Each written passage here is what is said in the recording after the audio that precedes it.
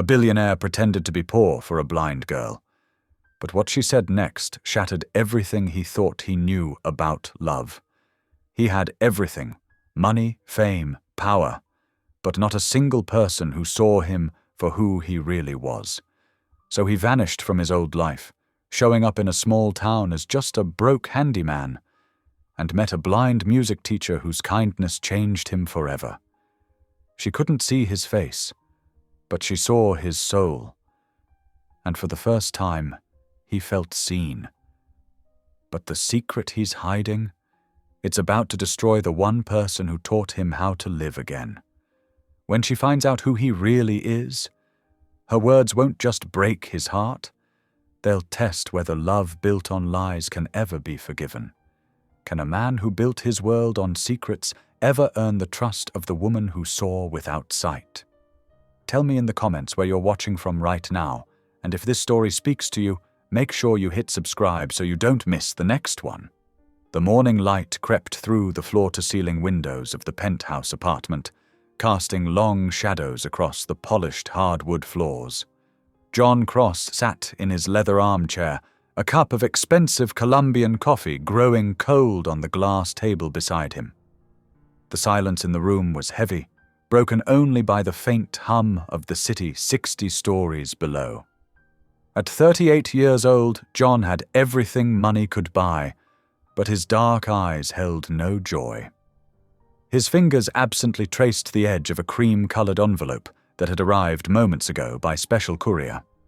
The handwriting on the front was familiar, his mother's distinctive script, though shakier than he remembered. "Final letter," the courier had said softly. "Per Mrs. Cross's instructions." John's throat tightened as he carefully opened the envelope. The paper inside was thick, high-quality stationery his mother had always preferred. Her words, written in blue ink, seemed to reach across time. "My dearest John, if you're reading this, I've left this world, but before I go, there's something I need you to understand. The world doesn't need your money. It needs your kindness. You've built towers that touch the sky, but you've forgotten how to touch hearts. Remember the little boy who used to help elderly Mrs. Peterson carry her groceries? He's still inside you somewhere. All my love, Mom." The words blurred as John blinked rapidly, his chest aching with a pain he couldn't push away. He glanced around his pristine penthouse, all clean lines and expensive furnishings, but nothing that spoke of warmth or life.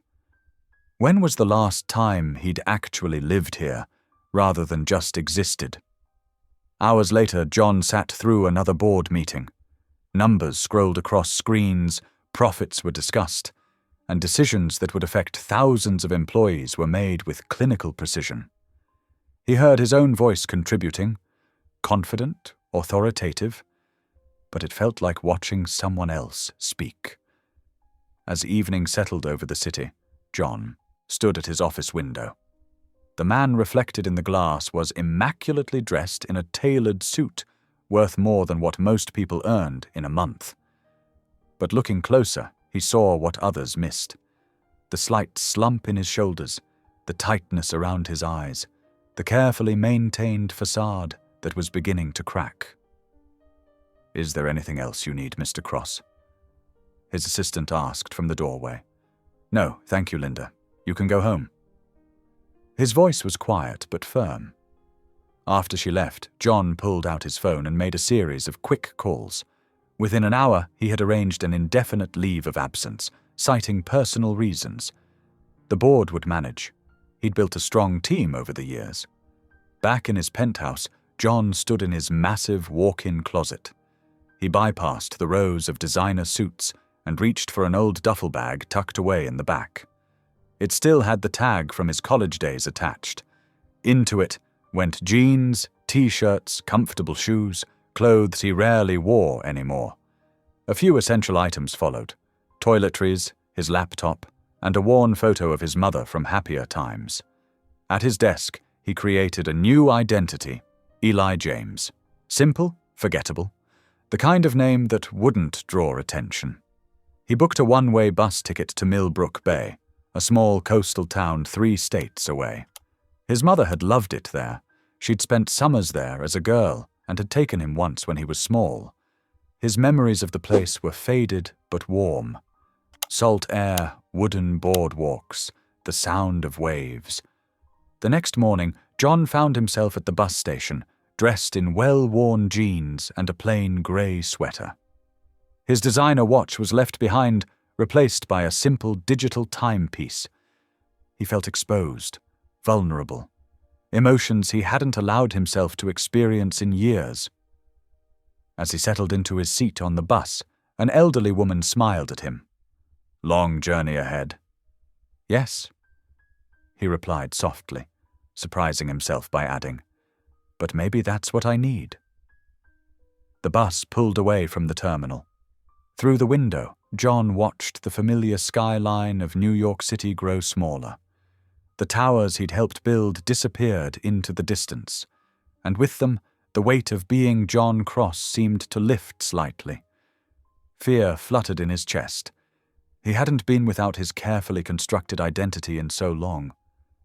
But there was something else too, something that felt like the first breath after being underwater too long. Hope. His mother's letter crinkled in his pocket. "The world needs your kindness." As the city faded behind him, John closed his eyes. For the first time in years, he allowed himself to feel lost, knowing it was the first step to being found. A child laughed somewhere at the back of the bus, the sound bright and uncomplicated. John found himself smiling slightly, remembering his mother's words about the little boy he used to be. Maybe that part of him wasn't gone after all. Maybe, like the town he was heading toward, it was just waiting to be rediscovered. The bus hummed along the highway, carrying him toward uncertainty. But with each mile that passed, the strange mixture of fear and hope in his chest grew stronger. He had no idea what awaited him in Millbrook Bay, but he knew one thing for certain: he couldn't continue being the man he'd become. His mother's last gift to him was this chance to remember who he was meant to be. Through the window, autumn trees blazed with color against the gray sky. John watched them blur past, letting the rhythm of the road carry him toward whatever came next. He was no longer John Cross, billionaire CEO. He was Eli James, a man with nothing but a duffel bag and a desperate need to find his way back to himself. The early morning fog rolled in from the ocean, wrapping the small town of Seabrook in a gentle grey embrace. As the bus pulled into the station, little more than a weathered bench and a schedule board, John stepped out into the main air, so different from New York's. Salt and pine mingled with the scent of fresh-caught fish from the nearby docks. A few fishermen in thick wool sweaters passed by, nodding politely. Their boots made hollow sounds against the wooden planks. "Morning," one called out, touching the brim of his cap. The simple greeting caught John off guard. In New York, strangers rarely acknowledged each other's existence. He adjusted his duffel bag on his shoulder and walked down Main Street, taking in the storefronts with their hand-painted signs and window displays. No gleaming steel and glass here, just wood and brick buildings that had weathered decades of coastal storms. A hardware store caught his eye. Delaney's Hardware, written in faded gold letters on the window. Below it, a smaller sign read, "Room for rent. Inquire within." The bell above the door chimed as John entered. The store smelled of sawdust and metal, with neat rows of tools lining the walls. Behind the counter stood an older woman with silver hair and kind eyes, sorting through receipts. "Can I help you?" she asked, looking up with a welcoming smile. "I saw the sign about a room," John said, conscious of keeping his voice humble, matching his new identity. "I'm Eli James." Mrs. Delaney, for that was who she was, studied him with shrewd but friendly eyes. "Just arrived in town?" "Yes, ma'am. Looking for work and a fresh start." She nodded, as if this explained everything she needed to know. Rooms upstairs, small but clean, with its own bathroom. $400 a month, cash only if you prefer. I don't mind either way. The room was indeed tiny, with a single bed, a desk beneath a window overlooking the harbour, and a compact bathroom. But it was clean, as promised, and the window let in plenty of light. For someone who once owned a penthouse, it should have felt claustrophobic. Instead, John found it oddly comforting. "I'll take it," he said, pulling out 4 crisp $100 bills. He had deliberately brought older notes, nothing too new that might raise suspicion. Mrs. Delaney counted the money and handed him a key. "Welcome to Seabrook, Mr. James. Dinner's at 6 if you'd like to join me. I always make too much stew anyway." After settling in, John decided to explore the town. The fog had lifted, revealing a clear autumn day. The boardwalk stretched along the waterfront, lined with small shops and cafes. Seagulls wheeled overhead, their cries mixing with the distant sound of boat horns. As he walked, a sign caught his eye, hand-painted in cheerful blue letters on a white board. Community Center for the Blind, volunteers welcome. It stood propped outside an old brick building, its windows warm with light. Something tugged at him, perhaps his mother's words about kindness, or maybe just the simple sincerity of that hand-painted sign. Before he could talk himself out of it, John pushed open the door. Music flowed out, the familiar notes of Amazing Grace played on what sounded like a mixture of instruments, some slightly out of tune. He followed the sound down a hallway decorated with children's artwork. The music room was large and sun-filled. About 8 children sat in a semicircle, each holding an instrument, some with violins, others with recorders or small keyboards. In the center stood a woman who made John stop in his tracks. She was perhaps in her early 30s, with honey-brown hair pulled back in a loose braid. Her face was turned toward the children, radiating warmth as she guided their playing. Though her eyes were unfocused, there was nothing uncertain about her movements or her smile. "That's wonderful, Tommy. Just remember to hold that note a little longer," she encouraged one young violinist. Her voice carried the same brightness as her laugh, which rang out moments later when another child made a joke. The song came to an end, and she turned her head slightly at the sound of John's footsteps.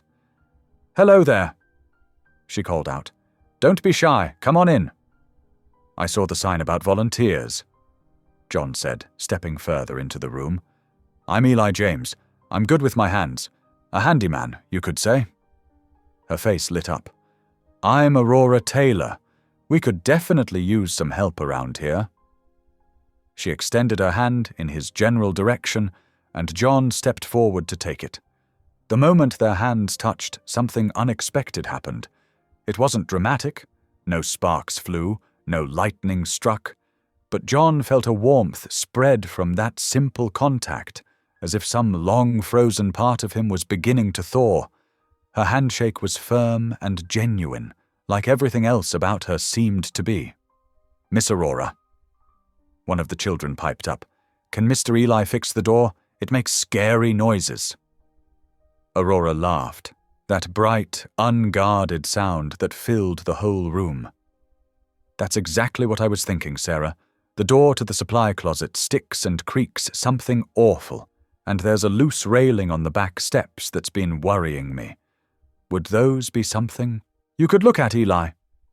"Of course," John replied, surprised by how much he wanted to help. "I can start right now if you'd like." The afternoon passed quickly as John worked on the door hinges and railing. The children drifted in and out, curious about the new visitor, asking questions that he answered with careful simplicity. Aurora moved through the building with surprising grace, knowing exactly where everything was, calling out occasional thank yous as she heard him working. As evening approached, John made his way back to the hardware store, where Mrs. Delaney was stirring a pot of stew that filled the kitchen with savory aromas. Over dinner, she asked him gentle questions about himself, accepting his vague answers without pressing further. Later, in his small room, John took out a notebook. Another habit his mother had encouraged. Under the warm circle of lamplight, he wrote, "Met a woman today who sees more than anyone I've ever known." He paused, then added, "Mother, I think I understand now what you meant about kindness. It's in the way Aurora teaches those children, in Mrs. Delaney's stew, in the fisherman's morning greetings. Maybe that's what I've been blind to all these years." The sound of waves drifted through his open window, and for the first time in years, John felt truly at peace with where he was. The next morning dawned crisp and clear. John arrived at the community center early, tool belt slung over his shoulder.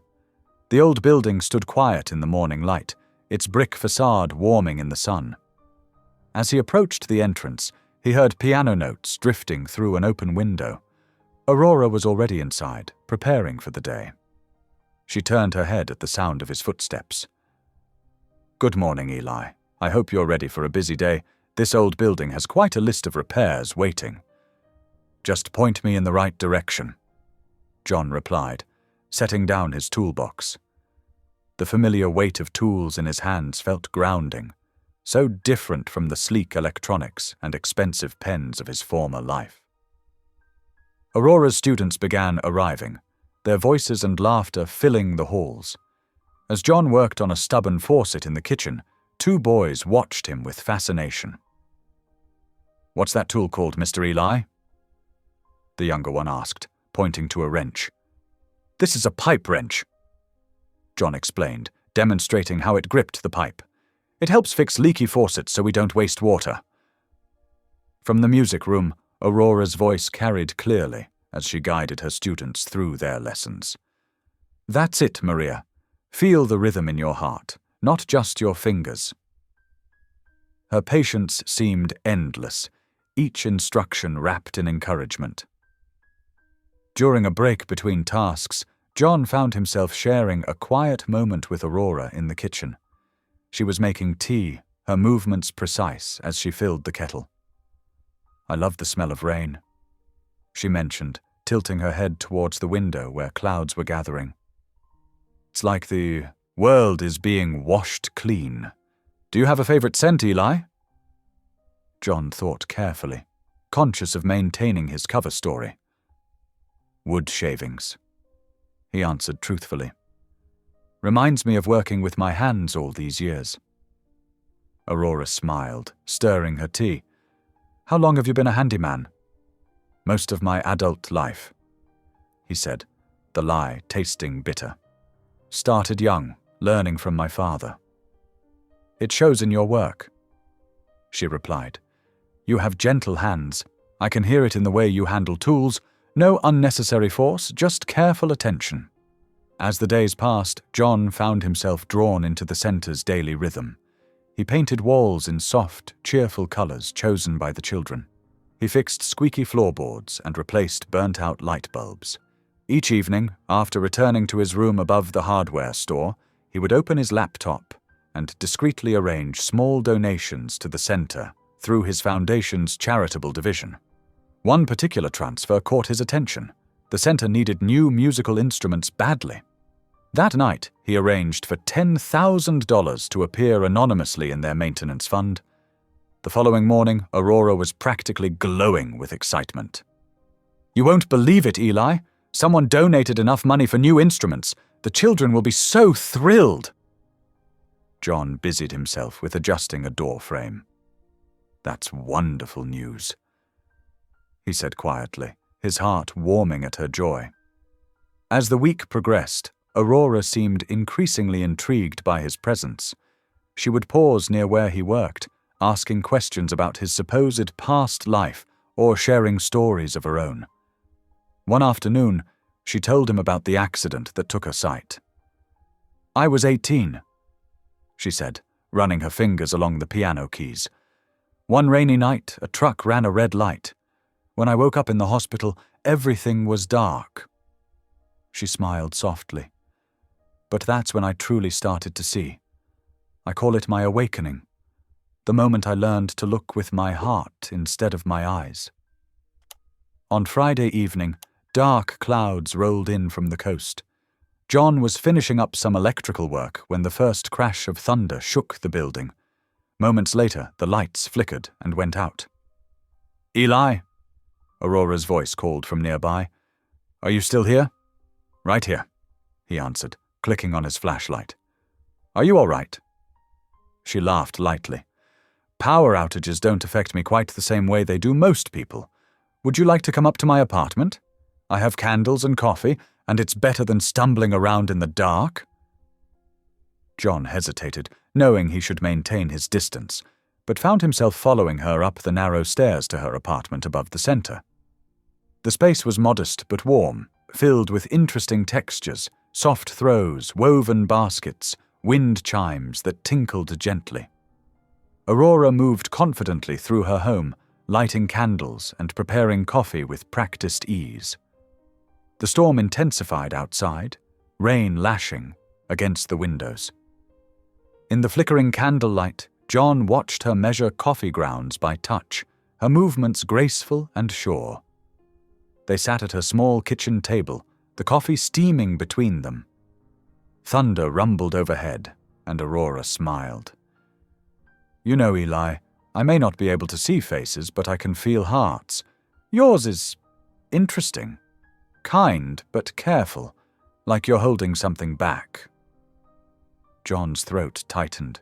She was too perceptive, this woman who saw with more than eyes. He felt an unexpected pull toward her, a desire to tell her everything, to let her truly see him.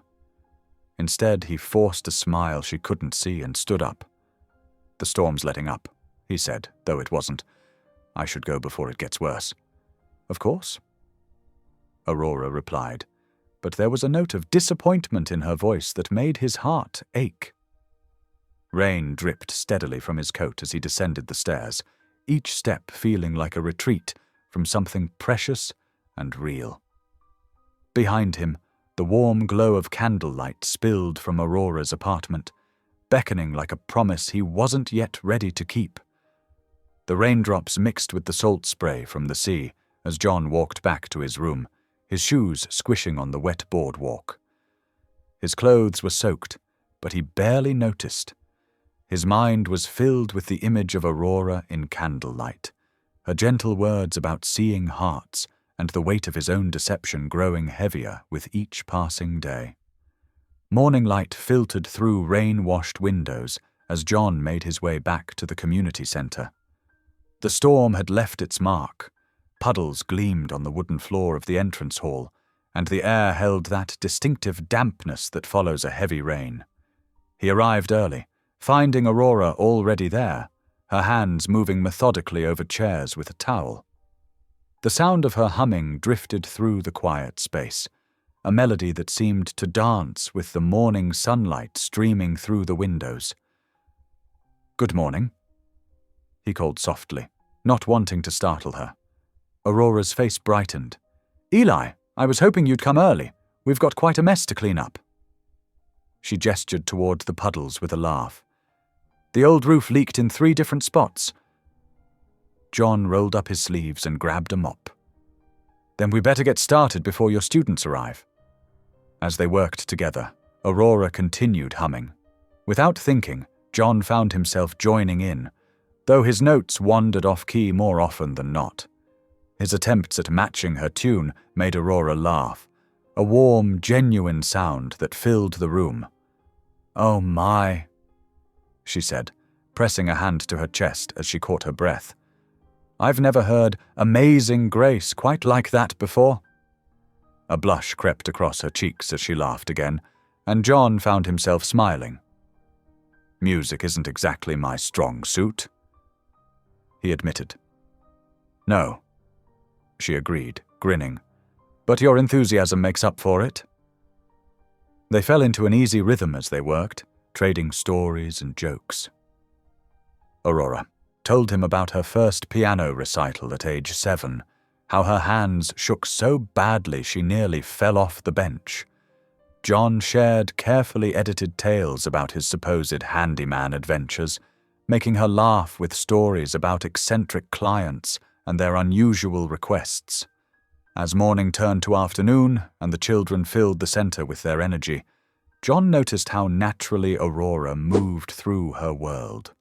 Her fingers danced across surfaces, reading textures and spaces with a grace that seemed almost magical. She knew exactly where each child was by the sound of their footsteps, calling them by name before they even spoke. After the last student left, Aurora sat at the old piano, her fingers resting lightly on the keys. "Can I tell you something, Eli?" John set down his tools. "Of course." "I have this dream," she said softly. "I want to start a music foundation for blind children, something bigger than just these weekly lessons, a place where they can learn to express themselves through music, to find their voice when the world seems dark." Her fingers pressed gently on the keys, creating a soft chord. "Music gave me hope after my accident. I want to share that hope with others." John watched her face as she spoke, struck by the pure conviction in her voice. There was no trace of self-pity or bitterness, only a genuine desire to help others find their way through darkness. "That's beautiful," he said quietly. "The world needs more dreams like that." As dusk approached, John offered to walk Aurora home. The cobblestone streets still held puddles from the storm, reflecting the evening sky like scattered mirrors. They walked slowly, Aurora's hand resting lightly on his arm as they talked about her plans for the foundation. Suddenly, her foot caught on a loose stone. John reacted instantly, his arm steady and sure as he kept her from falling. Aurora's grip tightened momentarily, then relaxed as she regained her balance. A smile spread across her face. "Funny," she said softly. "I feel safer when you're near." The simple honesty in her voice made his heart skip a beat. That night, lying in his small room above the hardware store, John couldn't sleep. Aurora's words echoed in his mind. "I feel safer when you're near." The irony of her trust in him, a man living under a false name, made his chest ache. The next morning, John walked to the payphone near the harbor. Seagulls wheeled overhead as he dialed a familiar number. "Sarah, it's me," he said when his assistant answered. "I need you to do something, but it has to be handled very carefully." He explained about Aurora's Music Foundation proposal, instructing Sarah to arrange funding through one of his foundation's grant programs. "Make sure my name isn't connected to it in any way," he emphasized. "The grant should appear to come through normal channels." After hanging up, John stood for a long moment watching the waves roll against the shore. He was helping make Aurora's dream come true. That was good, wasn't it? But as he walked back toward the community center, a nagging voice in his mind wouldn't be silenced. The voice reminded him that even kind intentions couldn't justify deception. Secrets built on kindness were still lies, and someday those lies would demand their price. The weight of his deception felt heavier with each step. Aurora's trust in him was built on shifting sand, and no amount of anonymous generosity could make that right. Still, as he approached the center and heard the sound of her voice carrying through the open windows, he couldn't bring himself to turn away. The late September sun painted golden streaks across the community center's wooden floor as Aurora burst through the door, her face glowing with excitement. Her hands trembled as she held up an official-looking letter. "Everyone," she called out, her voice ringing with joy. "I've got the most incredible news." John looked up from where he was fixing a window latch, his heart racing. He already knew what the letter said. He'd orchestrated it himself. But seeing her genuine happiness made his chest tighten. "I've been invited to perform at the annual charity music gala in Boston," Aurora announced, practically bouncing on her toes. "They want me to represent Seabrook's blind community." The children erupted in cheers, surrounding her like excited puppies. Little Sarah hugged Aurora's legs while Tommy jumped up and down, shouting, "Miss Aurora's gonna be on TV!" "This is such an honor," Aurora said, running her fingers over the Braille version of the letter again, as if to make sure it was real. "I never thought—" Her voice caught, and John watched as she dabbed at her eyes with her sleeve. He set down his tools and walked over, trying to keep his voice steady. "Congratulations, Aurora. You deserve this." She turned toward his voice, reaching out to grasp his hand. "Eli, thank you. Your encouragement these past weeks. You've helped me believe in myself again." The genuine gratitude in her voice felt like a knife in his gut. If she only knew he'd arranged the whole thing through his foundation's connections. "Will you come with me?" she asked suddenly. "To Boston? I could use a friend there." Before he could stop himself, John heard himself say, "Of course." The next 2 weeks passed in a whirlwind of preparation. John helped Aurora practice in the evenings, listening as she perfected her piece, a moving arrangement of "Bridge over Troubled Water" that she'd adapted herself. The morning of their journey to Boston arrived crisp and clear. They met at the local coffee shop just as dawn was breaking, the October air sharp with the scent of fallen leaves. "2 coffees to go, please," John ordered, watching as Aurora adjusted her scarf. "Make mine extra strong," she said, smiling. "I barely slept last night. Too excited." They found a quiet corner table while waiting for their drinks. Aurora's fingers played an invisible piano on the tabletop, practicing even now. "Do you believe in fate, Eli?" she asked suddenly. John paused, considering. "I'm not sure.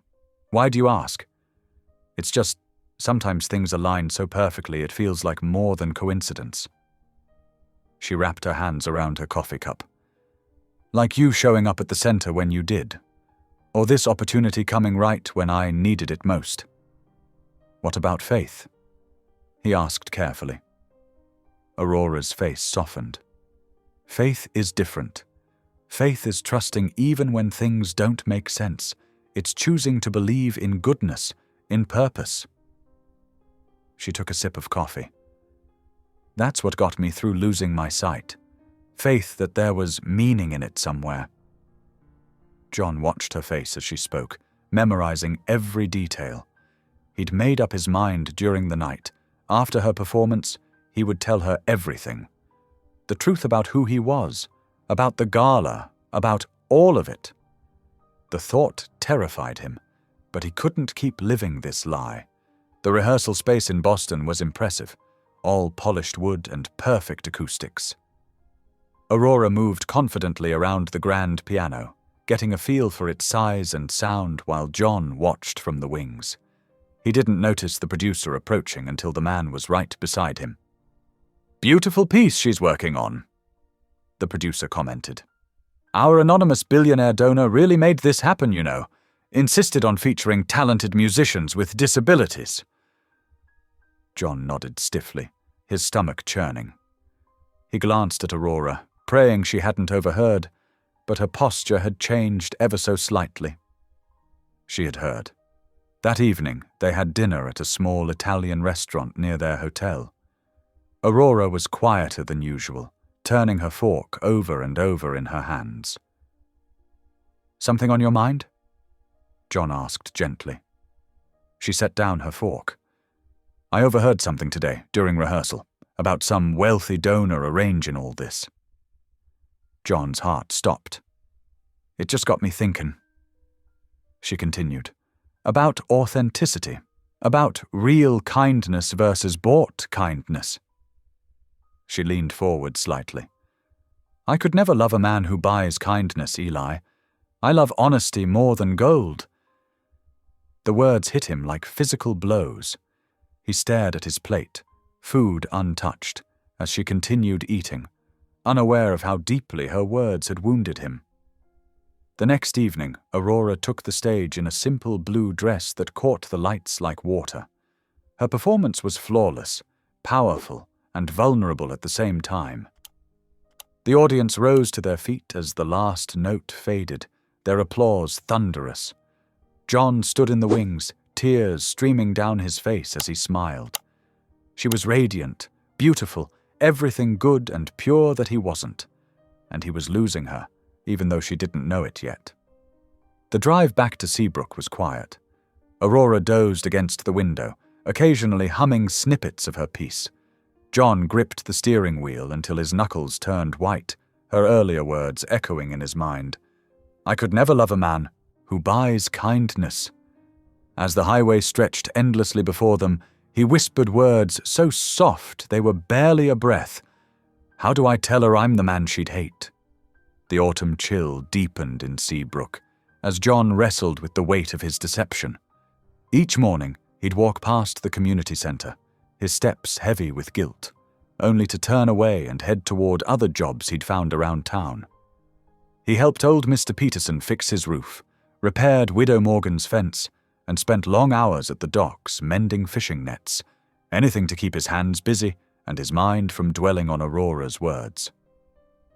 "Just checking some loose boards at the church today." He'd text when Aurora asked about his whereabouts. "Got to help with the library shelves." He'd say another day, simple excuses that felt like stones in his throat. Mrs. Delaney watched him with knowing eyes as he came home later and later each evening, his clothes covered in sawdust or paint, his shoulders bent with more than physical exhaustion. "Tea?" she'd offer, setting out 2 cups without waiting for his answer. "I'm pretty tired, Mrs. Delaney." He'd try to decline. "Tired in body or tired in spirit?" she'd ask, pushing a steaming cup toward him anyway. "Because those are 2 very different things, young man." After 3 days of avoidance, John couldn't bear it anymore. The center had become more than just a building to him.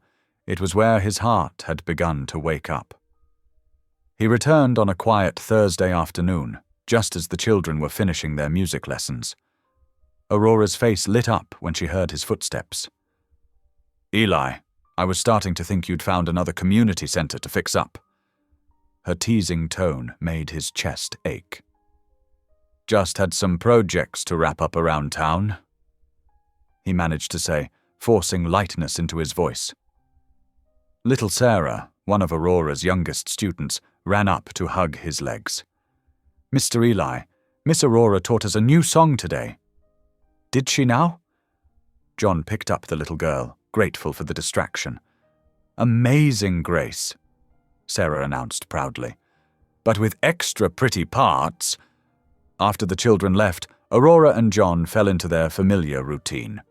She made tea in the small kitchen while he checked the heating vents for the upcoming winter. The comfort of their pattern only made his guilt sharper.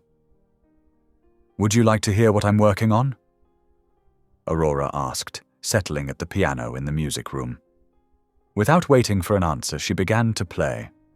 Soft, gentle hymns that filled the space with peace he didn't deserve. The rain started sometime during the 3rd song, pattering against the windows like distant applause. Aurora's fingers stilled on the keys. "Eli," she said softly, "would you pray with me?" John froze in the act of adjusting a chair. I'm not very good at praying." "There's no such thing as bad prayer." She smiled. "Just honest hearts talking to God." Honest hearts. The words stabbed at him. "Please," she asked, patting the piano bench beside her. He sat down, careful to leave space between them. Aurora bowed her head, her hands folded in her lap.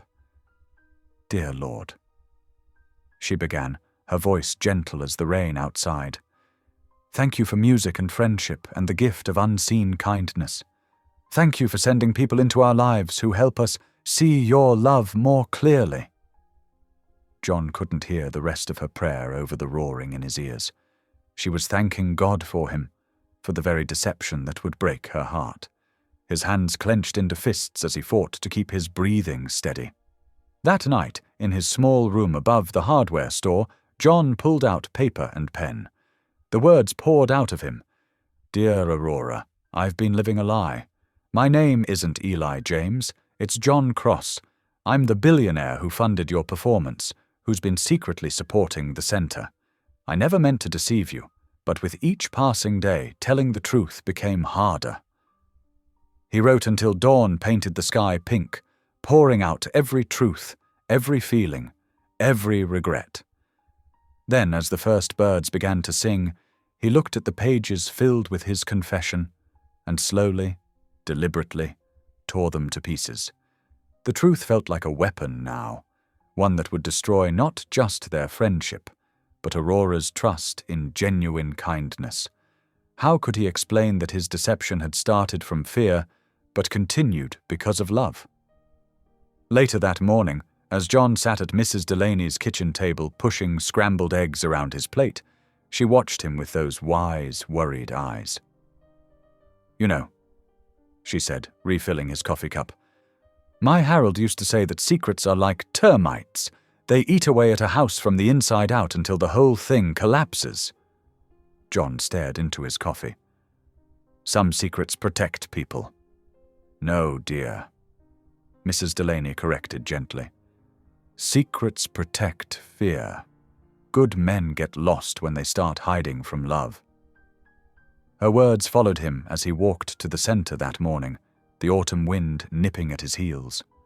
The sky was the sharp, clear blue that comes after rain, and the maple trees lining the street blazed red and gold. Everything looked so clean, so honest, everything except his heart. But today would be different, he told himself. Today he would find the courage to tell Aurora the truth, to face whatever came after.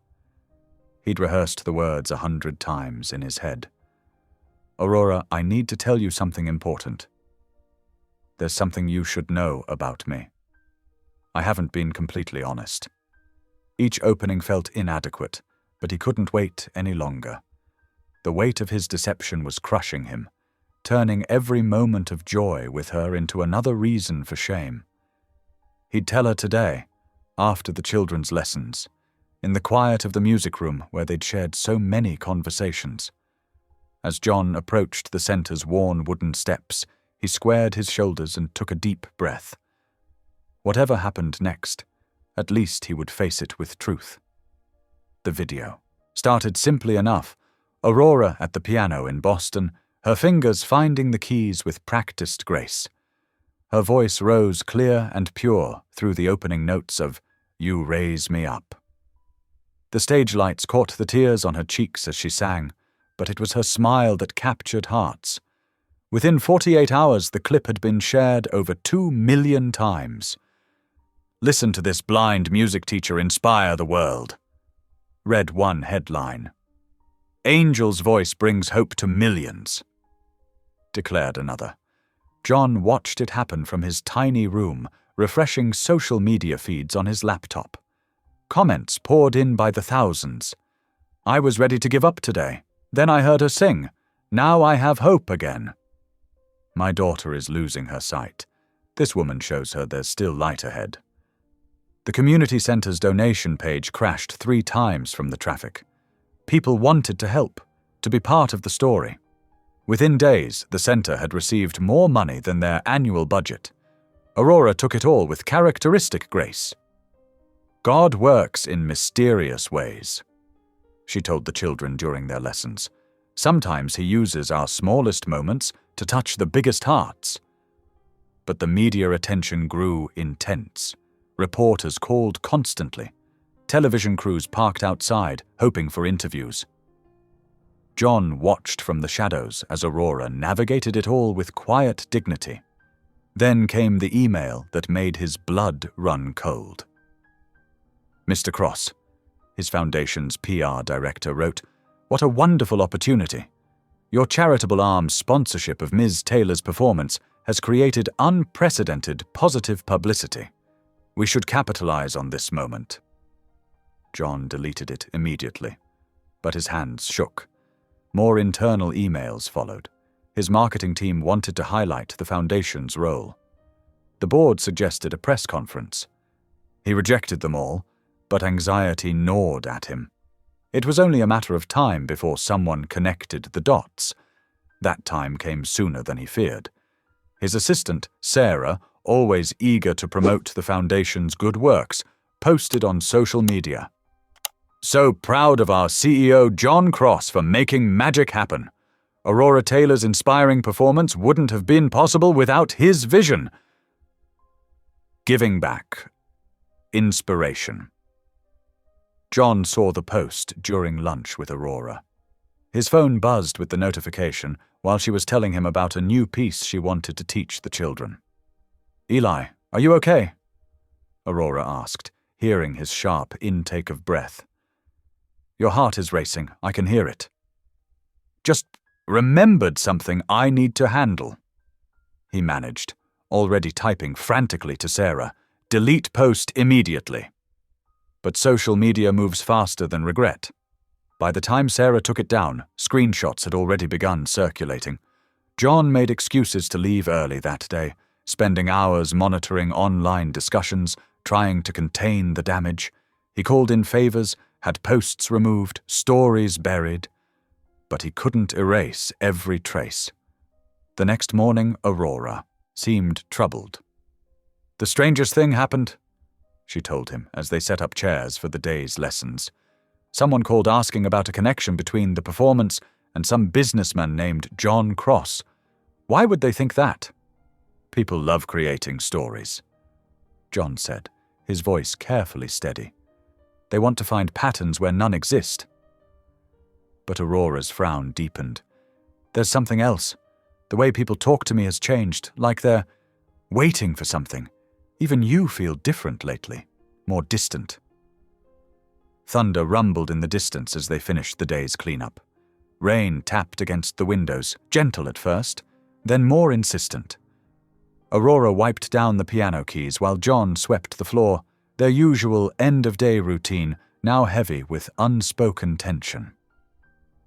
"Eli," Aurora said suddenly, setting down her cloth. "You've been my closest friend these past months, the person I trust most." John's hands tightened on the broom handle.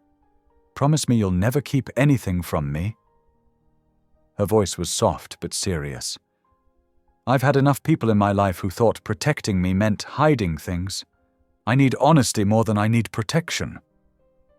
The broom clattered against a chair as John set it aside.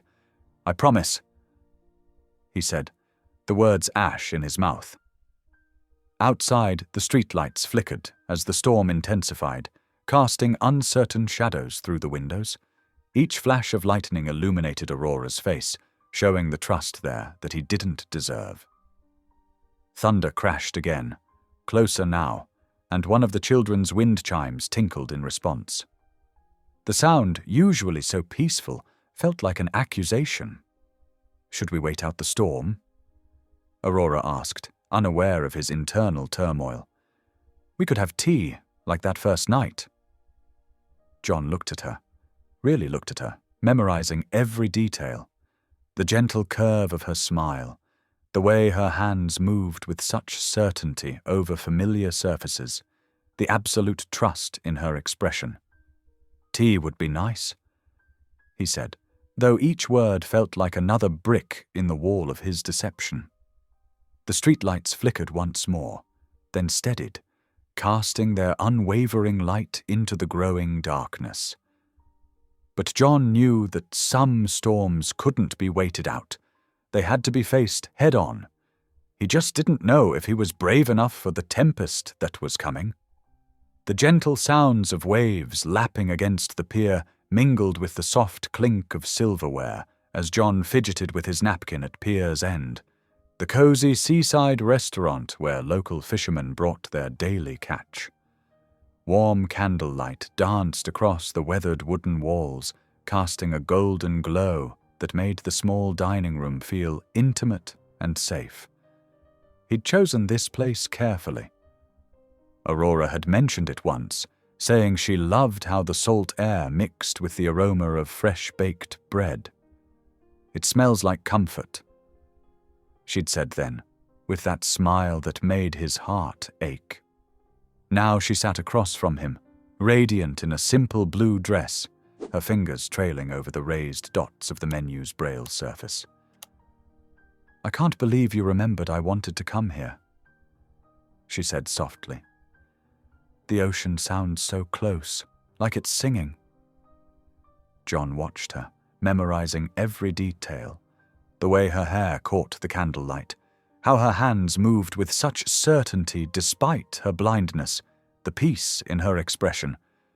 Soon that peace would shatter, and it would be his fault. "The special tonight is fresh halibut," he said, his voice steadier than he felt, "with roasted potatoes and local vegetables." Aurora smiled. "Perfect for a special occasion, though you still haven't told me what we're celebrating." The weight of his planned confession pressed against his chest. He'd rehearsed the words 100 times in his room above the hardware store, but now they stuck in his throat. "Aurora," he began, his fingers curling around his water glass. "I need to tell you something important, something I should have told you weeks ago." She tilted her head, sensing the change in his tone. "What is it, Eli?" The name, his false name, felt like a physical blow. That's part of what I need to tell you. My name isn't actually—" A commotion near the entrance cut him off. The restaurant's door burst open, letting in a gust of salty air and the sound of excited voices. "Mr. Cross, John Cross, Ms. Taylor." Camera flashes exploded through the quiet dining room like lightning. Reporters pushed forward, microphones extended, their questions overlapping in a cacophony of accusations and demands. "Mr. Cross, did you orchestrate Ms. Taylor's viral performance? Was this all a publicity stunt for your foundation? Aurora Taylor, how long have you known about Mr. Cross's true identity?" Aurora's face drained of color. Her hands froze on the table, knuckles white. "John Cross?" she whispered, the name falling from her lips like broken glass. "Aurora, please." John reached for her hand, but she pulled back as if burned. "Let me explain." "That voice," she said, her own voice trembling. "All this time, you're him? The businessman everyone's been asking about?" More cameras flashed. The restaurant manager tried to intervene, but the reporters pressed closer, their questions growing louder. "Is it true you've been posing as a handyman? Was this all orchestrated for publicity?" Aurora's hands shook as she pushed back from the table. Tears spilled down her cheeks, catching the light of the cameras. "You lied," she said, each word precise despite her obvious pain. "You made me believe you were just a kind man who wanted to help. But you were buying my trust all along." "No." John stood, desperate to make her understand. "That's not why. I trusted you with my blindness." She cut him off, her voice breaking. "I trusted you with my dreams. And you were just playing at being humble?" A young waiter stepped forward, gently taking Aurora's elbow. "Ms. Taylor, let me help you out through the back." She nodded, allowing herself to be led away from the chaos. Just before she disappeared through the kitchen door, she turned back, her unseeing eyes somehow finding him unerringly. "I believed in you," she said softly, the words barely carrying over the din of questions and camera shutters.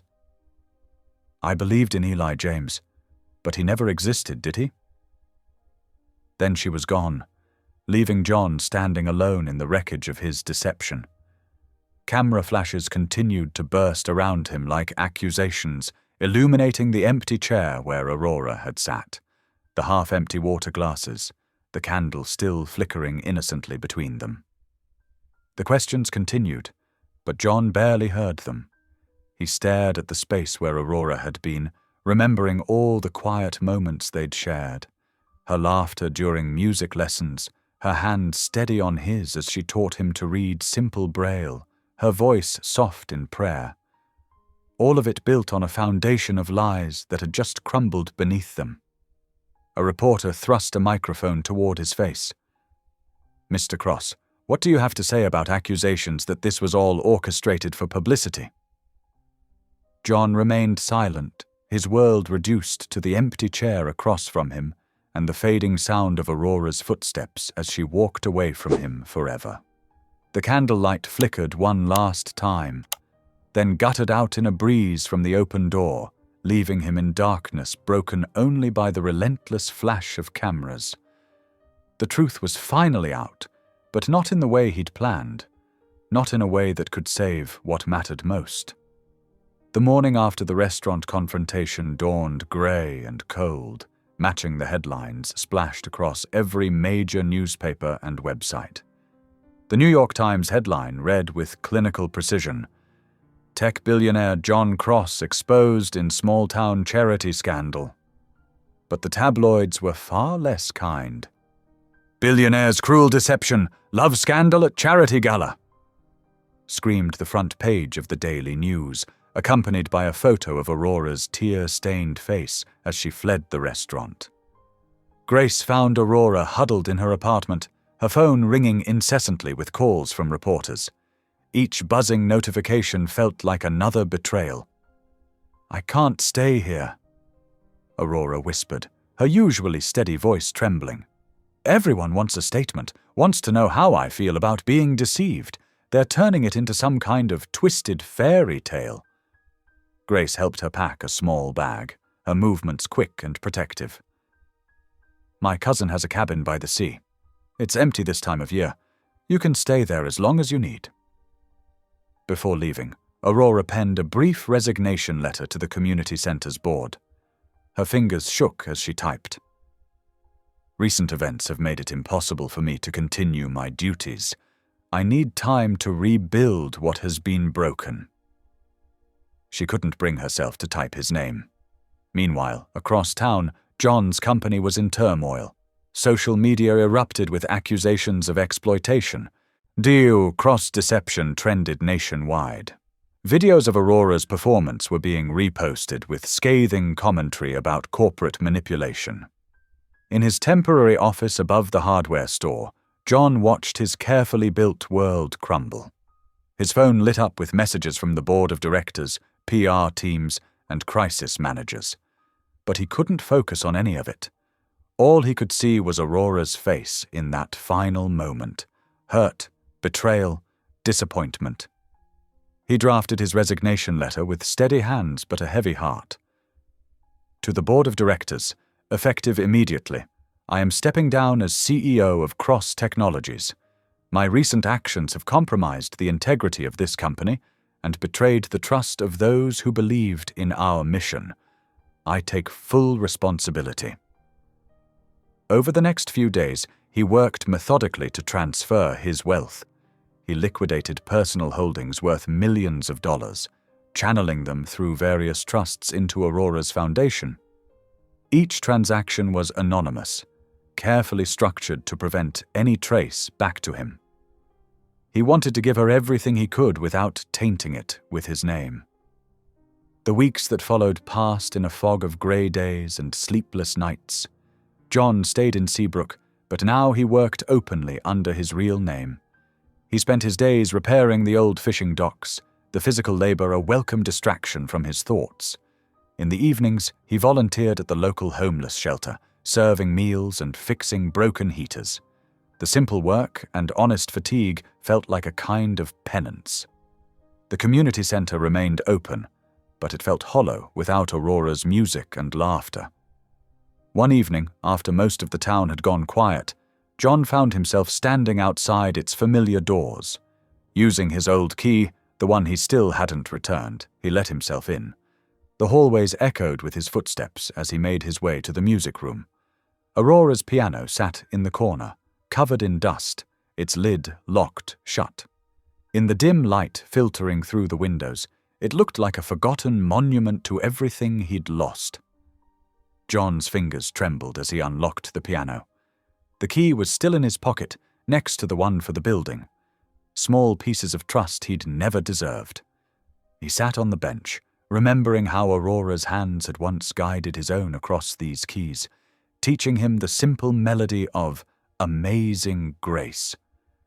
His fingers found the notes in the darkness. The first chord broke the silence, followed by another, then another. Tears fell freely as he played the hymn she'd loved so much, each note a reminder of her gentle patience, her unguarded trust, her radiant spirit. That night, in his room above the hardware store, John prepared one final envelope.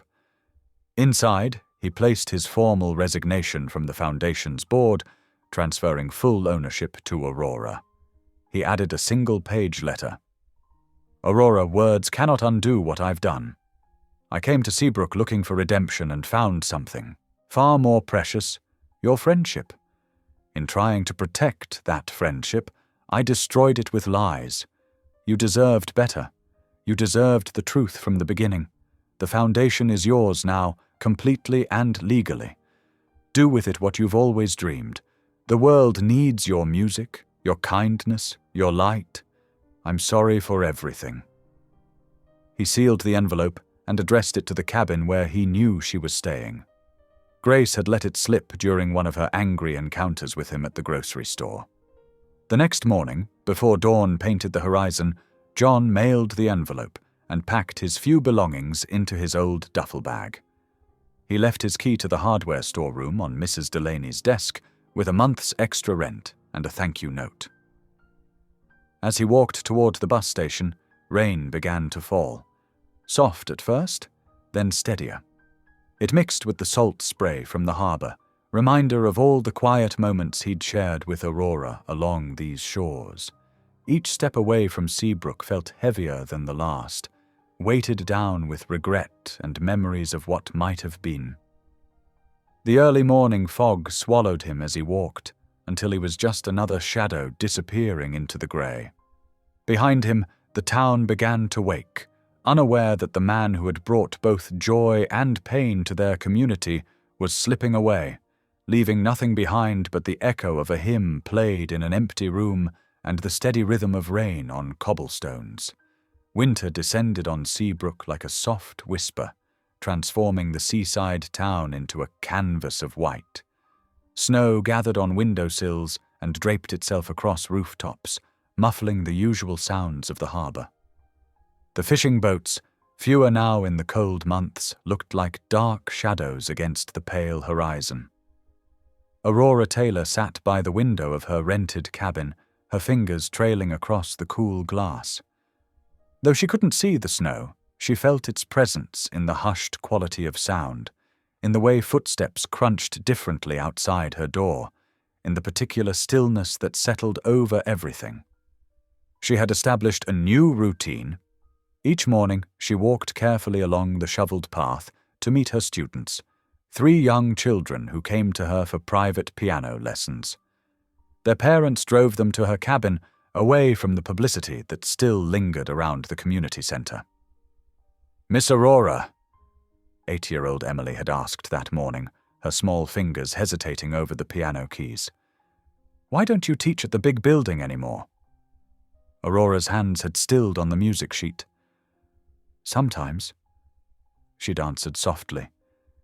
"We need quiet places to help our hearts heal."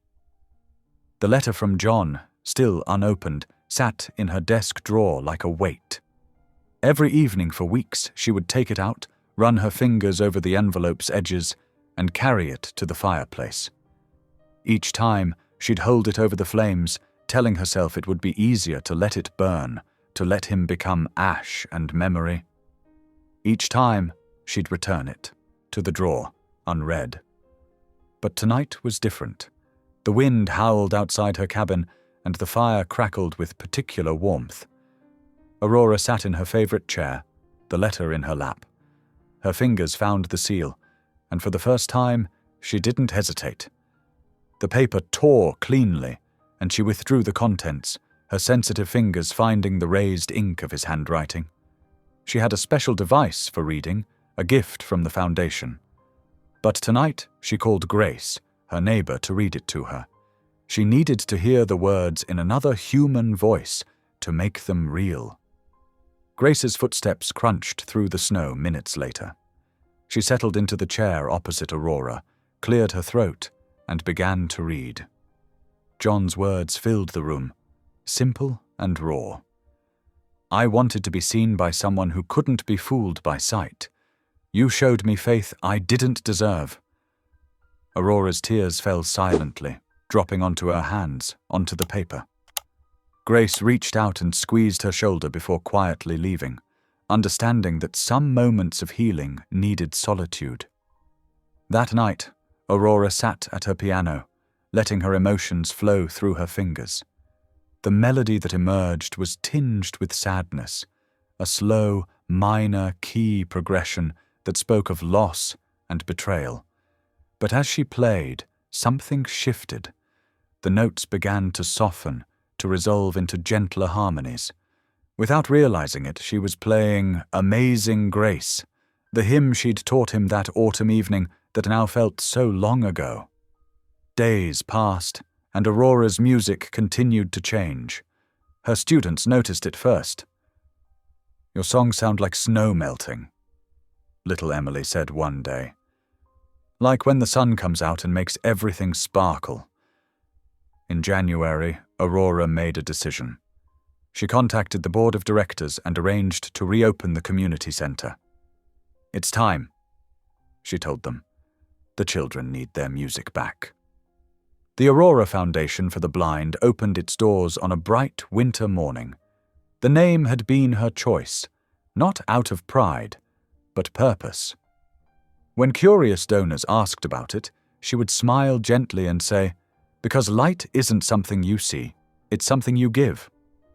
The words felt right, felt true in a way that went beyond her personal story. The foundation grew steadily through the winter months.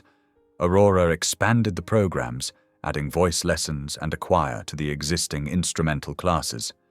She began planning a spring music camp for blind children from across the state. The idea had come to her during a late-night prayer session, one of many where she had found herself asking for peace, for understanding, and yes, for John. What Aurora didn't know was that 2 towns over, in a small fishing village called Port Haven, John Cross was living quietly under the name Thomas Gray. He had found work among the fishermen, helping them repair their boats and mend their nets. His hands, once soft from office work, had grown calloused and strong. Each morning he would check the foundation's accounts, ensuring anonymous donations flowed steadily to support Aurora's growing programs. He lived simply now, in a small apartment above a fish market. The smell of the sea and fresh catch would wake him each morning, so different from his penthouse days. He kept track of Aurora's progress through local newspapers and community bulletins, his heart warming at each new achievement reported. The winter proceeded, cold but clear. Aurora's prayers gradually shifted from asking for understanding to expressing gratitude for the lessons learned. She began to see how her own journey from darkness to light might help others find their way.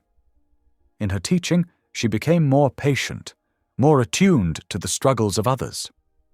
Her forgiveness came not in a sudden moment of revelation, but in small, quiet instances.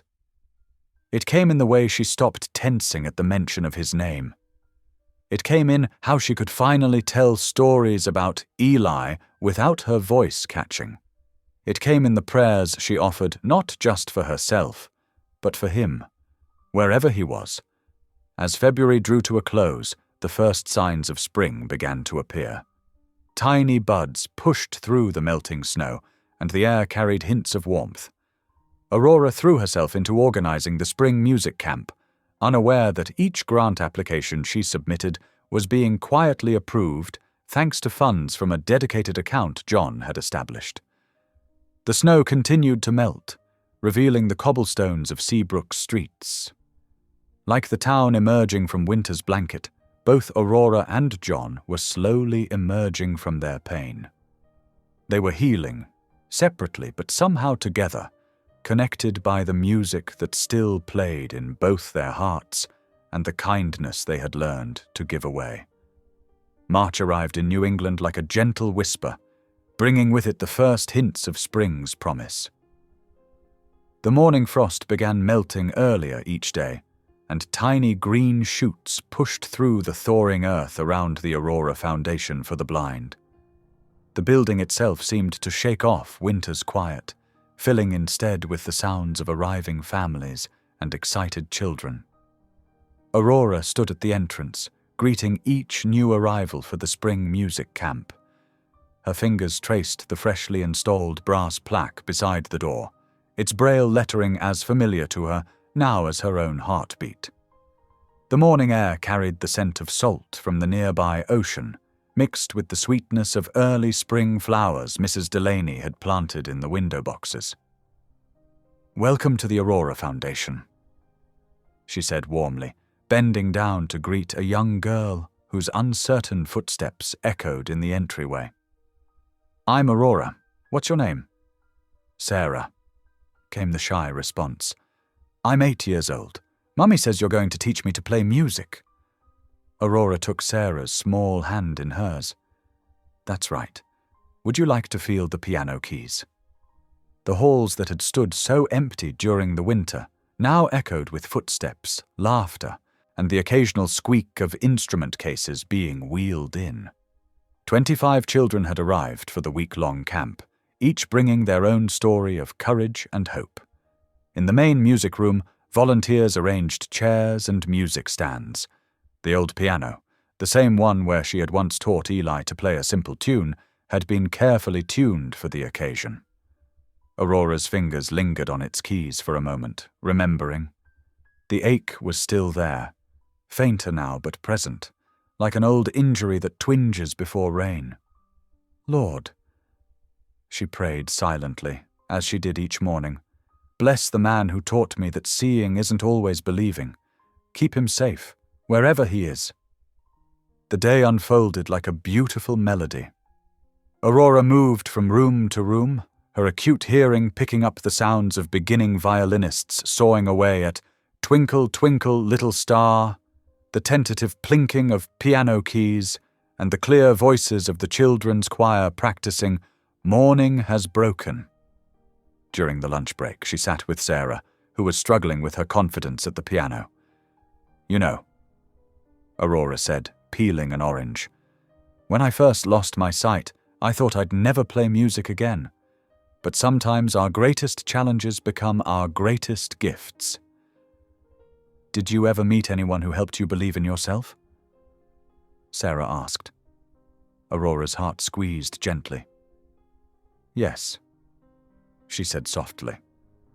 "I met someone who showed me that people can surprise you with kindness, even when you least expect it." Meanwhile, 2 towns away in Port Haven, John Cross, now known to his neighbors simply as Thomas, sat in his modest kitchen reading the local newspaper. The morning light streamed through his window, catching on the rough wooden table where he took his meals. His coffee grew cold as his attention fixed on a photograph and article about the Aurora Foundation's spring music camp. The picture showed Aurora surrounded by smiling children, her face radiant with joy. She stood straight and tall, her hand resting on a young boy's shoulder as he sat at the piano. The caption read, "Local music teacher transforms tragedy into triumph with innovative program for blind children." John's hands trembled slightly as he traced Aurora's face in the photograph. She looked different, stronger somehow, more serene. The reporter had captured her in a moment of pure happiness, teaching what she loved most. The article detailed the foundation's growth, the success of its programs, and the overwhelming community support. It mentioned how Aurora had turned personal adversity into a mission of hope for others. There was no mention of the scandal, no hint of the pain he had caused. She had risen above it all with grace he couldn't fathom. That evening, John walked down to the harbor where the fishing boats bobbed gently in the twilight. The sky was painted in soft pinks and purples, and a cool breeze carried the scent of salt and seaweed. He found a quiet spot on the pier and, for the first time in months, he prayed, without asking for anything. Thank you, he whispered to the darkening sky. Thank you for her happiness. Thank you for showing me what real strength looks like. Thank you for the lesson in humility she taught me. The stars began appearing one by one, like notes in a celestial symphony. John stayed there until the harbor lights came on, reflecting in the gentle waves. In that peaceful moment, he felt something shift inside him, a quiet certainty about what he needed to do next. The following morning dawned clear and bright. John rose early, made his bed in his small apartment, and packed a simple lunch. He put on clean work clothes, nothing fancy, just honest denim and cotton. In his pocket, he carried only his wallet with his real identification and a small notebook where he'd been keeping his thoughts. He walked to the harbour master's office as the sun was rising. "I'll be away for a few days," he told the old man, who had become something of a friend. "There's something I need to make right." The harbour master nodded, understanding in his weathered face. "Sometimes the hardest journey is the one that takes us back where we started, son." John climbed into his old truck, so different from the luxury vehicles he once owned, and pointed it toward Seabrook. He wasn't going back as the billionaire who had hidden behind wealth and power.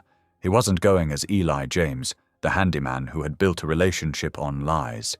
He was going as himself, John Cross, a man who had lost his way and found it again through the grace of others.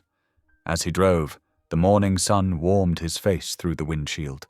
In the distance, he could see Seabrook's church spire rising above the trees, the same church where Aurora's choir would be practicing later that day.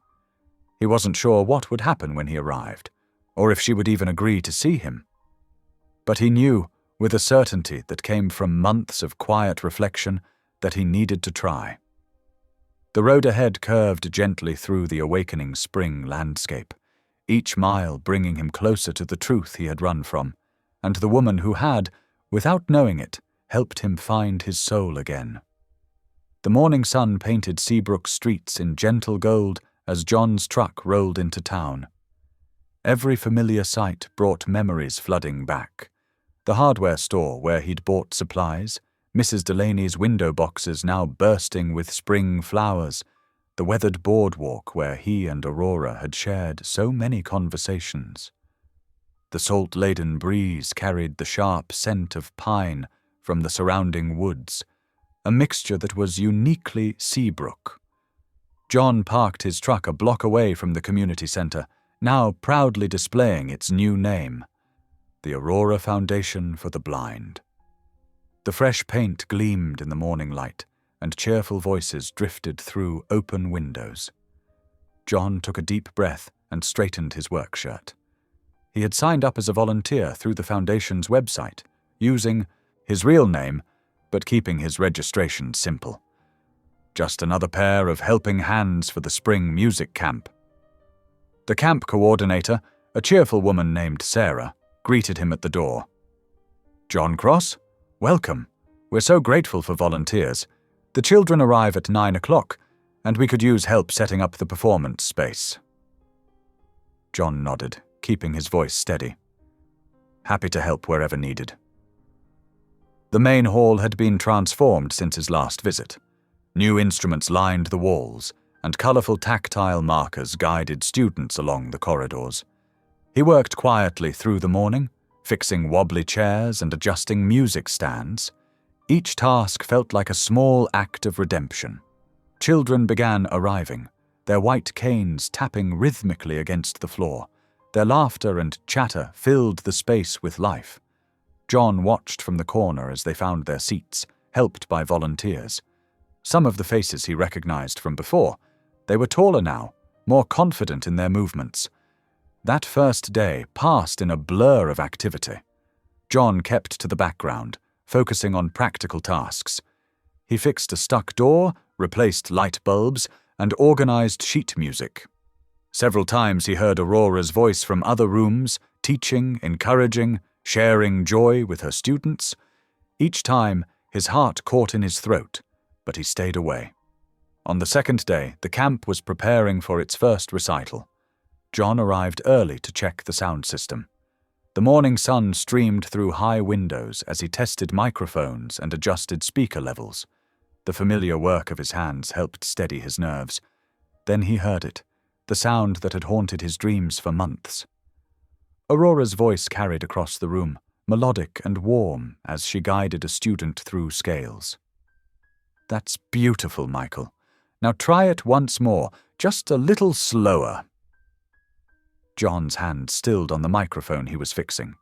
He could see her in his peripheral vision, standing near the piano. She wore a flowing blue dress, her dark hair caught up in a loose braid. Her movements were as graceful as ever as she demonstrated proper hand positioning to her student.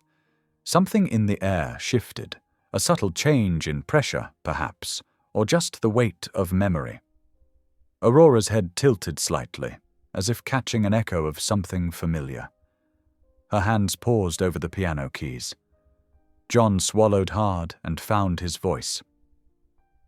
"Need a hand with that speaker, Miss Aurora?" The words hung in the air between them. Aurora went completely still, her fingers frozen above the keys. The simple phrase, so casual, so ordinary, carried years of unspoken meaning in its tone. A dozen emotions crossed her face in rapid succession. "Eli," she whispered, her voice barely audible. John took a careful step forward, his heart pounding. "Just John now," he said quietly, his voice gentle but clear. Aurora turned toward him, his voice, her hands gripping the piano for support. She trembled slightly, caught between relief and pain, joy and uncertainty. The morning light played across her face, highlighting the mixture of emotions there. The air grew thick with words unsaid, apologies and explanations, hurt and hope, all the conversations they should have had months ago. The distance between them seemed both vast and insignificant in that moment. Michael, the young student at the piano, sensed the tension.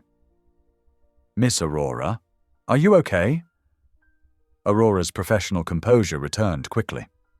"Yes, Michael. Why don't you take a short break? We'll continue in a few minutes." The boy nodded and made his way carefully from the room, his cane tapping a steady rhythm against the floor. When his footsteps faded, silence filled the space once more. Aurora stood very straight, her face turned toward where John stood. The morning light caught the slight sheen of tears in her eyes, though none fell. Her hands remained steady on the piano, as if drawing strength from its solid presence. The moment stretched between them, fragile as spun glass. Every breath seemed to carry the weight of their shared past, the laughter they'd shared, the trust they'd built, the pain of betrayal, and now, perhaps, the possibility of understanding. Through the open windows came the sounds of children arriving for the day's activities, their excited voices a reminder of the world continuing around them. But in that room, time seemed to pause, holding them in a space where truth could finally exist without pretense or disguise. The microphone in John's hands felt heavy with purpose, a simple tool that had brought him back to this moment, to face what he had run from months ago. He waited, letting Aurora choose the next words. He owed her that much, and so much more. The air between them held every unspoken word, every regret, every hope. It held the memory of music shared and trust broken, of prayers offered and forgiveness withheld. It held the possibility of what might come next, though neither of them could guess what that might be. They stood there, surrounded by instruments of healing, the piano that had brought so much joy, the microphones that would carry children's voices, the speakers that would share their music with proud parents, everything that had brought them together, torn them apart, and now brought them face to face again. The morning light continued to pour through the windows, warming the wooden floor beneath their feet. Time seemed to hold its breath, waiting for one of them to break the delicate silence that wrapped around them like a familiar song.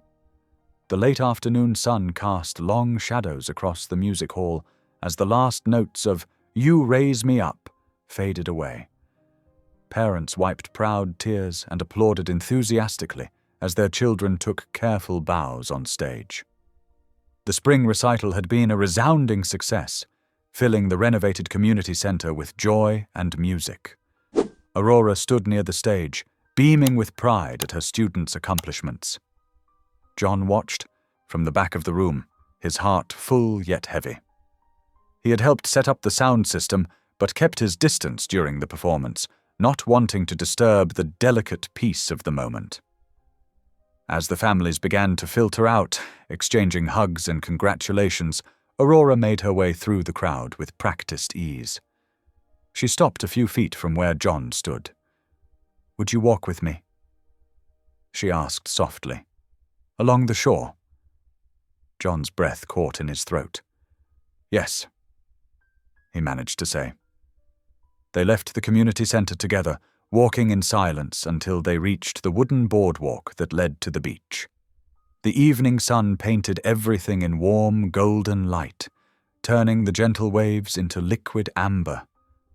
A light breeze carried the familiar scent of salt and seaweed. Aurora's cane tapped rhythmically against the weathered boards as they walked.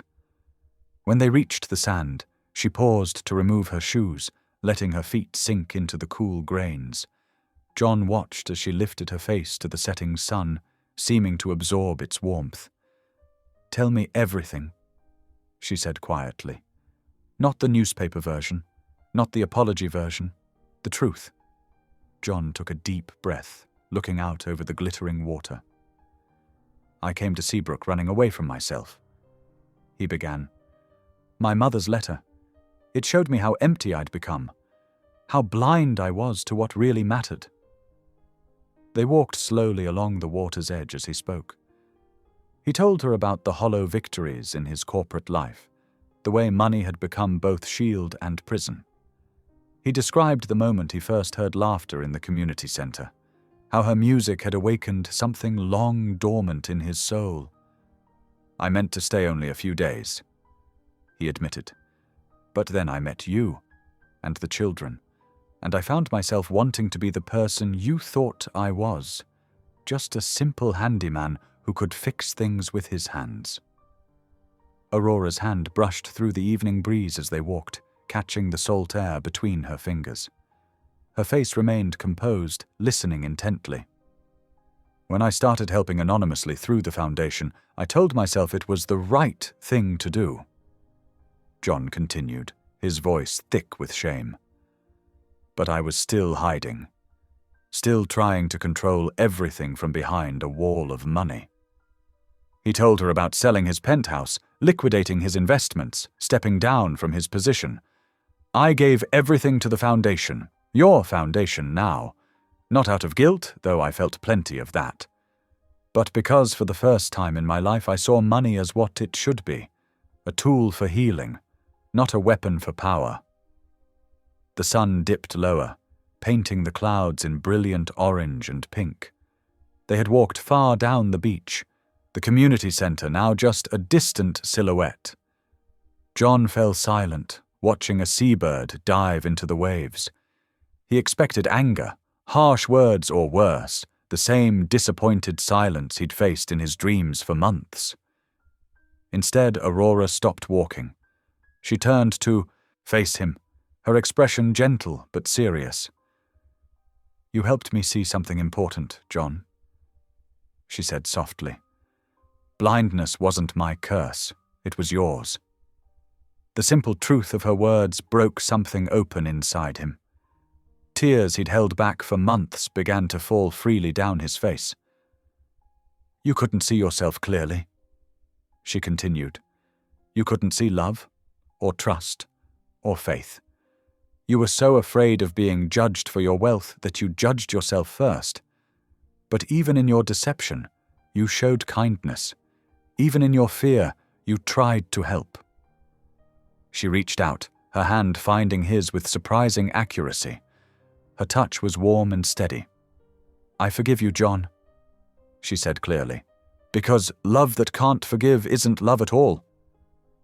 A sob escaped him then, deep and raw. All the guilt, shame, and self-loathing he'd carried broke free in waves. Aurora held his hand firmly, allowing him this moment of release. When his tears finally subsided, the sun had nearly set. The first stars were appearing in the darkening sky above them. They turned back toward the community center, walking slowly through the gathering dusk. Their conversation shifted to smaller things. The way one of the younger students had overcome his stage fright, how another had composed her first original piece. Aurora described the new Braille music sheets they'd received, and John shared stories about the fishing boats he'd been helping repair. "The sea air still smells the same," Aurora commented, inhaling deeply. "Like salt and possibilities." "And seaweed," John added, making her laugh. The sound of her laughter, so familiar, so missed, wrapped around them like a comfortable blanket. A peace settled between them, delicate, but real. It wasn't the same as before. It was something new, something tempered by truth and strengthened by forgiveness.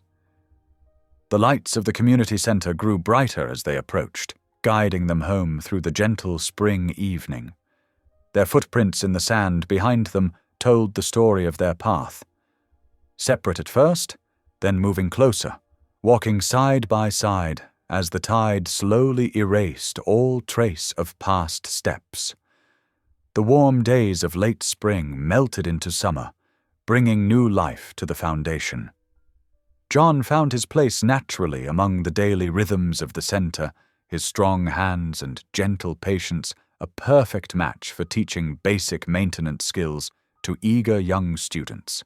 In the workshop he'd set up in the old storage room, the scent of fresh sawdust mingled with the sounds of piano practice drifting down the hall.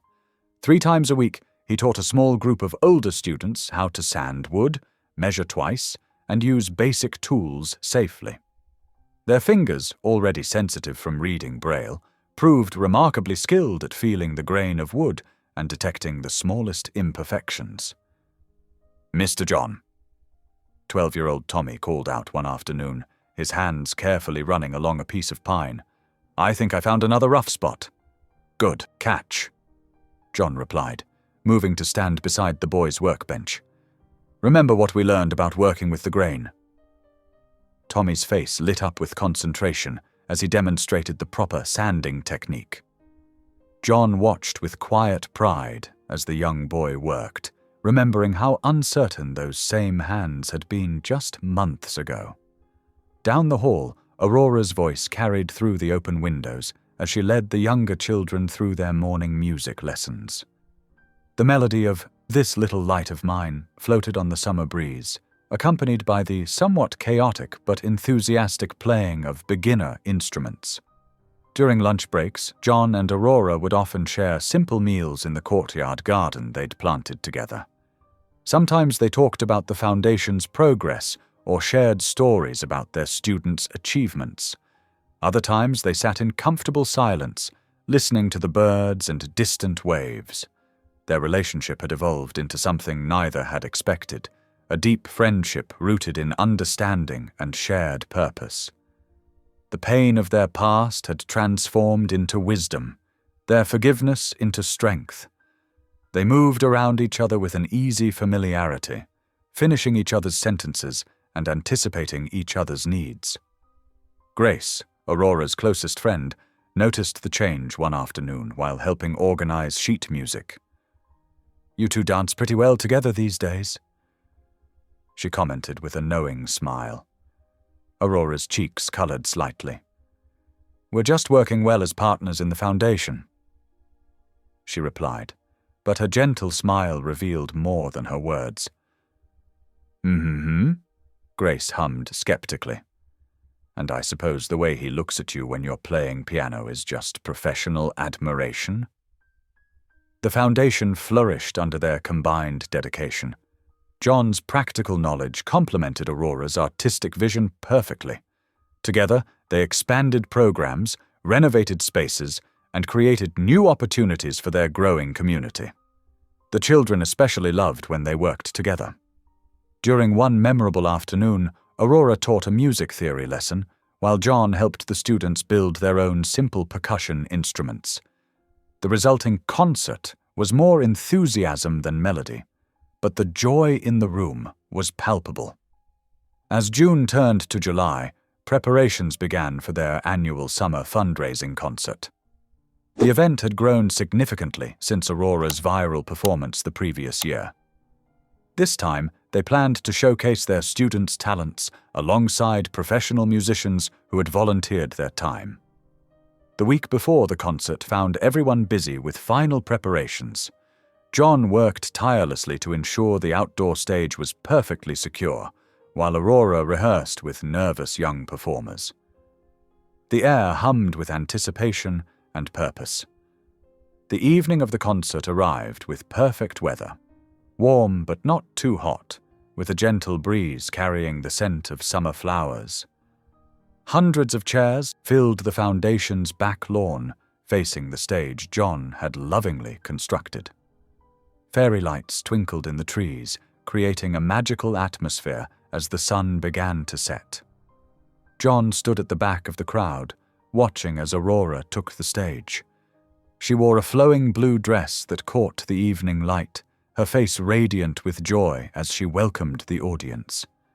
Her confidence had grown over the past year, her presence commanding attention effortlessly. "Welcome to our annual summer symphony under the stars," she began, her voice clear and warm. "Tonight, we celebrate not just music, but the power of second chances and new beginnings." The concert unfolded beautifully.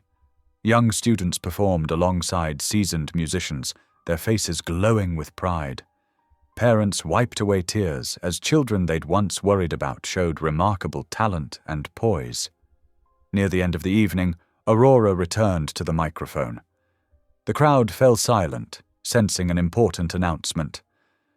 "Thanks to your generous support, we've reached our expansion goal," she said, smiling broadly. "Construction will begin next month on our second location." She paused, her expression softening. "We've chosen to name it Grace Hall, in honor of second chances and the amazing grace that transforms lives every day." John felt tears sting his eyes at her words. He understood the deeper meaning behind the name. Not just the biblical reference, but acknowledgement of their own journey from hurt to healing, from deception to truth, from darkness to light. The audience erupted in applause, but John barely heard it. He watched Aurora's face, saw the slight tremor in her hands that told him she was fighting back emotions of her own. In that moment, he felt the full weight of their shared journey. Every mistake, every lesson, every step toward redemption. After the final performance, as the crowd began to disperse, John found himself drawn to the garden where they often shared lunch. The moon hung full and bright in the summer sky, casting silver light across the flowers they'd planted together. He heard Aurora's approach before she spoke, recognizing the soft sound of her footsteps on the path. She moved with sure confidence through the garden she knew by heart. "It's a beautiful night," she said softly, coming to stand beside him. "I can feel the moonlight on my face." John turned to look at her, struck again by how she saw the world in ways he was only beginning to understand. The moonlight silvered her features, making her appear almost ethereal. "Aurora," he said quietly, his heart full of words he'd been holding back. "These past months, working beside you, learning to see the world through new eyes, you've taught me more about faith and love than all my years before." She smiled, turning her face toward his voice. "We've taught each other, I think. You've shown me that true strength isn't in never falling, but in how we rise again."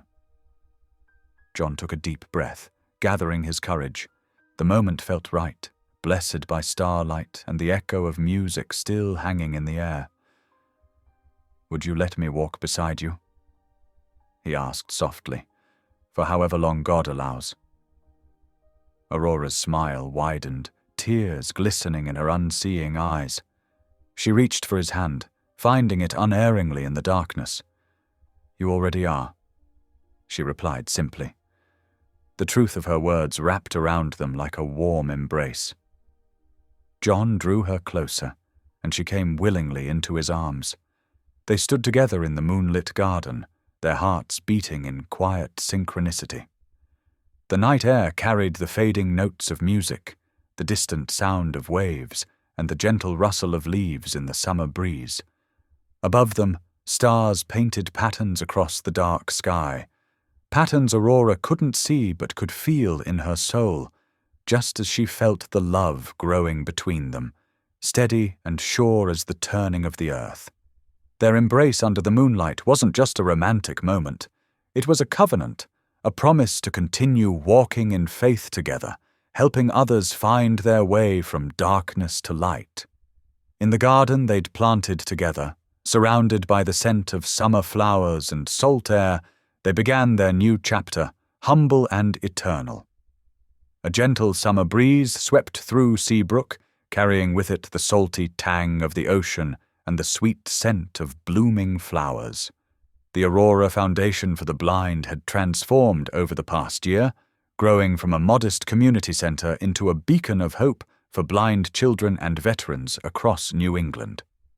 The main building, once weathered and worn, now stood proudly renovated with its fresh white paint gleaming in the late afternoon sun.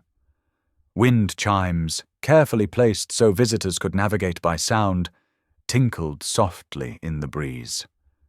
The garden paths were lined with fragrant herbs and textured plants, creating a sensory experience that delighted visitors of all abilities. Inside the music room, sunlight streamed through tall windows, warming the polished wooden floors. John Cross stood on a stepladder near one of these windows, carefully adjusting a loose frame. His tools lay neatly arranged on a nearby table, each one in its precise place, a habit he'd developed working alongside the blind students who needed to know exactly where everything was. At the grand piano across the room, Aurora sat straight-backed, but relaxed, her fingers dancing across the keys as she led a group of children through their afternoon practice. Her dark hair caught the sunlight, and her face glowed with joy as she guided her students through the notes. "Remember," she said warmly, "music isn't just about hitting the right keys, it's about feeling the rhythm in your heart." She demonstrated a passage, her touch gentle but confident. The children gathered around her represented different ages and backgrounds, some born blind, others who had lost their sight later, and a few sighted siblings who had joined the program. They listened intently, their faces turned toward her voice with trust and admiration. Among them sat two veterans who had recently joined the Foundation's music therapy program. One held a guitar, while the other sat at a smaller keyboard, both following Aurora's lead with determined concentration. Their presence was a testament to how far the Foundation had grown, expanding its mission beyond its original scope. John paused in his work, setting down his screwdriver to watch the scene before him. The past year had brought changes he could never have imagined when he first arrived in Seabrook as a lost soul, hiding behind a false name. Now, as co-director of the Foundation alongside Aurora, he had found purpose in every sunrise and joy in every small victory their students achieved. The Foundation's success had exceeded all expectations. What began as Aurora's dream had blossomed into a full-fledged institution, with programs ranging from music education to life skills training. They had even started a scholarship program for promising young musicians, funded by John's carefully managed investments of the Foundation's resources. But more than the external success, it was the daily moments of transformation that touched their hearts most deeply. Like watching a child's face light up upon mastering a difficult piece, or seeing a veteran find peace through music after years of struggling with trauma. As these thoughts filled his mind, the familiar opening notes of Amazing Grace began to fill the room. Aurora's fingers moved with practiced ease across the keys as the children's voices rose in harmony. Amazing Grace, how sweet the sound that saved a wretch like me. The simple melody carried years of meaning for both John and Aurora. It was the first song he'd heard her teaching when he walked into the old community center, back when he was still hiding behind the name Eli James. It was the song that had played in his heart during their darkest moments of separation, and the one that brought them back together. The children's voices grew stronger with each verse, their harmony sweet and pure. The two veterans joined in, their deeper voices adding richness to the song. Even some of the staff paused in the hallway, drawn by the music's power. John stepped down from his ladder and moved closer to the piano, his heart full. The setting sun cast long shadows through the windows he'd just finished repairing, painting the room in shades of gold and amber. In that moment, watching Aurora guide their students through the beloved hymn, he felt overwhelmed by grace. "You couldn't see the world," he whispered, his voice thick with emotion. "But you helped me see heaven." Aurora's fingers continued playing, but she turned her face toward his voice, tears glistening in her unseeing eyes. Her smile held all the warmth of summer sunshine as she replied softly, "Then we both found what we were blind to, love that doesn't need sight." The children's voices soared into the final verse, filling the room with hope and joy. Outside, waves lapped gently against the shore, their rhythm a natural accompaniment to the music. The foundation's bell began to chime in the distance, its clear tones carrying across the grounds as they had done every evening since the renovation. The bell's song mingled with the children's laughter and the last notes of Amazing Grace, creating a symphony of joy that echoed across the water. In that perfect moment, the music room held everything they had fought for and won: redemption, forgiveness, and a love that transcended all barriers, even sight itself. The sound of children's laughter continued to ring out, bright and pure, carrying with it the promise of more stories yet to unfold, more lives to touch, more music to make. The bell's final chime faded into the evening air, its resonance lingering like a blessing over the foundation that had become a testament to the power of second chances and unconditional love. Thank you for being here. If something in this story stayed with you, I'd love to see you again. Subscribe, and tomorrow I'll bring you another story crafted with heart.